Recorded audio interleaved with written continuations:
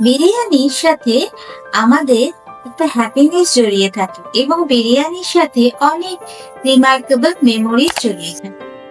বিরিয়ানিকে আমরা happy plate বলে জানি। এটা কেন হ্যাপি প্লেট? এই প্লেটটি যখনই আমাদের সামনে আসে, হাইপোথ্যালামাস ব্রেনকে খবর দেয় এবং হ্যাপি হ্যাপি হরমোন সিক্রেশন হতে থাকে। কিন্তু এই হ্যাপি প্লেট আসলে কিন্তু জাঙ্ক ফুড এবং আনহেলদি। বিরিয়ানিতে কি থাকে? বিরিয়ানিতে থাকে বাসমতি চাল এবং কিছু মশলা, যেরকম জাফরান, জয়িত্রী, দারচিনি, এলাচ, লবঙ্গ ইত্যাদি।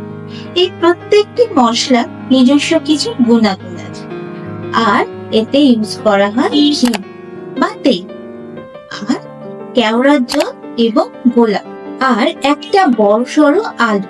সেই আলুটা ছাড়া বিরিয়ানি পুরোপুরি বেমানান।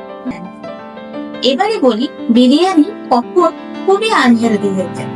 বিরিয়ানিতে যখন হাইড্রোজেনেটেড অয়েল ইউজ করা হয়, এই hydrogenated oil actually saturated fatty acid দিয়ে তৈরি হয় এবং এতে আপনার গুড কোলেস্টেরলের পরিমাণ কমে যায় এবং ব্যাড কোলেস্টেরলের মাত্রা বেড়ে যায়।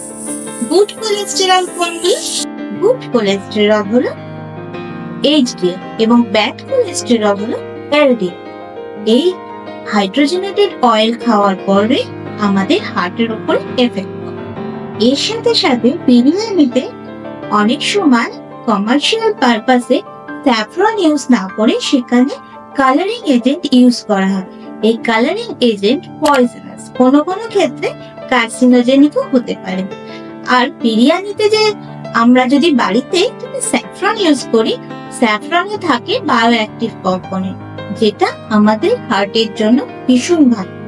আর বিরিয়ানি যখন আমরা চুজ করব, তখন যদি মাটন বিরিয়ানিটা একটু অ্যাভয়েড করি তাহলে খুব ভালো, কারণ মাটন বিরিয়ানিতে থাকে অনেকটা ফ্যাট, যা হার্টের জন্য মোটেই ভালো না। আর বিরিয়ানি খাওয়ার সময় পোর্শন সাইজ মেপে খাওয়াটা খুব দরকার। আর আপনি বিরিয়ানি কতটা খাবেন সেটা আপনার হাইট, ওয়েট এবং সারাদিনের ক্যালোরি রিকোয়ারমেন্টের উপর নির্ভর করে। যদি এছাড়াও আপনার অন্য কোনো কমপ্লিকেশনস থাকে, সেটা আপনি অবশ্যই বিশেষজ্ঞের পরামর্শ নিয়ে বিরিয়ানি খাবেন। আর মাসে একবার বিরিয়ানি খেতেই পারেন, বাট পোর্শন সাইজ মেপে। আর বিরিয়ানির সাথে একটা রায়তা রাখা খুব দরকার।